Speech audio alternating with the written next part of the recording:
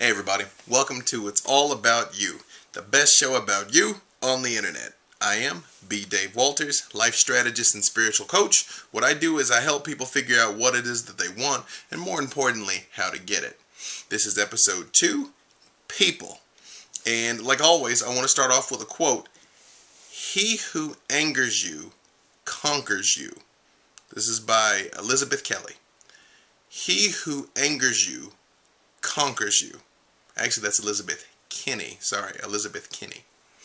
So, I got a confession to make. I've started recording this video like 6-7 times, and every time something about it's not quite working right. And before, I was kind of focusing on how to deal with negative people. That's not really clicking in my mind. So, I want to talk more just how to have good relationships with people. And I think the reason why that is I don't ever really see anybody as negative. I mean, people go through their day and they do what they do, and for the most part, people don't really wake up thinking this is the day that they're gonna, get you. This is the day that they're gonna go after you. So, I mean, I just relate to people like they're already perfect. So I guess since I don't call them negative, it's hard for me to say how to deal with negative people. So let's just talk about how to deal with people in general, okay?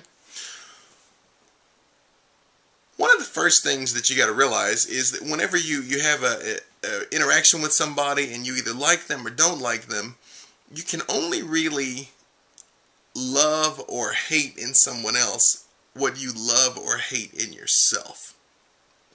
So the first place to look if you're having a problem with somebody is right here. Look inside. What is it in you that is being triggered by that person? It may be that overbearing boss.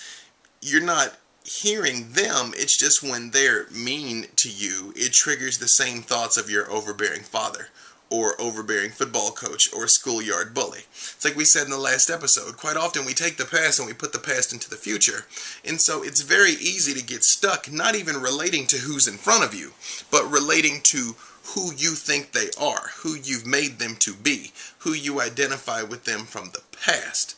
Does that make sense? So kind of step back from this. If there's somebody that you really, really don't like, look at it and say, well, why is that?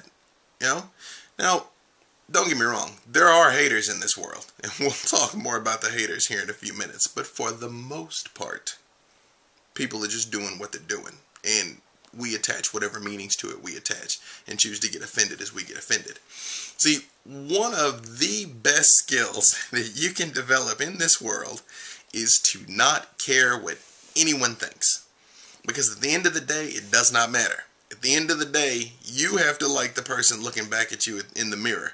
No one else does. It doesn't matter if your parents and your boss and your family and everybody you know approves of all your choices and everything that you've done if you're miserable. Now, let me clarify. I'm not saying be rude. I'm not saying be a jerk. Far from it. I love everybody and I don't care what anybody thinks, right? Except my wife. I care what my wife thinks. But besides that, nobody, right? And even then, we sit down and we dialogue and I just weigh her opinions and she weighs mine, but at the end of the day, we still have to make our own decisions. I mean, obviously we come together for things about our child, but when the dust settles, you have to do for you, okay?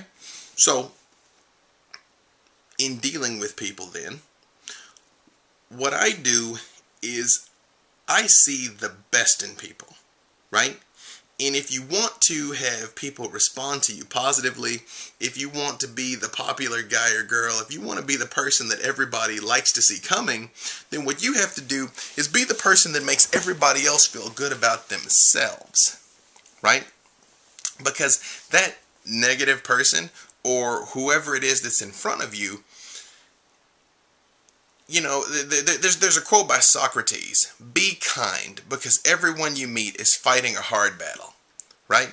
Everybody's dealing with something. Everybody's dealing with something. Believe me, I hear it every day from all over the world. And so if you could have more of an insight into what's going on in their life, you probably would feel quite a bit of compassion for this person anyway. So here's something handy that you can do, and this always works. When you see a person, either face-to-face or even talking to them online or the internet, just think of one good thing about them. Just one positive thing. But mean it. I'm not saying that you want to blow smoke. You don't want to become a BS artist. But just look at somebody, and if they have a nice dress on, just think to yourself, that's a really nice dress. And that will change your entire demeanor and constitution. The way you look at them, the look in your eye, the smile that you give them will be different. And if you're kind of an outgoing person like me, say to them, that's a really nice dress. Now this may seem strange, but believe it or not, that might be the nicest thing that happens to that person today. That might be the only nice thing that happens to that person that day. And it will stick with them, and you will be shocked how far that will get you. Right? You know, if somebody's got a nice pair of shoes, tell them to get a nice pair of shoes. You know, great sense of humor. You know, or even just as you walk by, when you acknowledge them, just acknowledge them. Just smile, be like, hey, you know, what's up? You never go wrong with this one. You know, just walk by and you're like, ah, yeah, and keep walking. People love that because it makes them feel special. It makes them feel connected. See, if you like watching these videos with me, if you like seeing any of the other stuff I've done, the reason why that is because I see the best in you. Even if I don't even know you, I'm speaking to the best part of you. I know you're perfect. I know that you are made in God's image. You are the power of the universe condensed down into the person that's sitting on the other side of this computer from me. And so, because I see that in you, you get it from me, and that's why when we have these talks like this, you feel good. So do that for everybody. It's not hard to do what it is that I do, believe me. So, you know, and especially, you know, I mentioned my wife in passing, but I kind of want to go back to that for a second. You know, quite often it's the people that are in our lives the most, the people that are supposed to be the closest to us, are the ones that we neglect the most. It's very easy to just kind of overlook your spouse and be like, oh, she knows I love her. Oh, he knows I love her. You know, or, you know, my kids know. That's fine. There's really nothing better you can do than walk up to your spouse or significant other and just look them in the eye for a second. Just look them in the eye and then kiss them. And that's it. Men, keep it G-rated. I know it's hard sometimes. Just look her in the eye and kiss her. You know? Or women, walk up to your man and just say, I'm proud of you. You would be shocked how far that will get you. In fact, their first response is probably going to be like, this is some sort of trap. You know, don't be surprised if people actually get a little defensive when you're nice to them, or they think that, you know, it's a con or a hustle or waiting for the other shoe to drop.